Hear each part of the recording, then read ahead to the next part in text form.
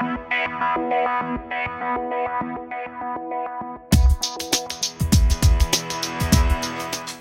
பாவிகளாய் இருக்கையில் கிறிஸ்து நமக்காக மரித்ததினாலே நம்மேல் வைத்த தமது அன்பை விளங்க பண்ணினார். பாவிகளாய் இருக்கையில் கிறிஸ்து நமக்காக மரித்ததினாலே நம்மேல் வைத்த தமது அன்பை விளங்க பண்ணினார்.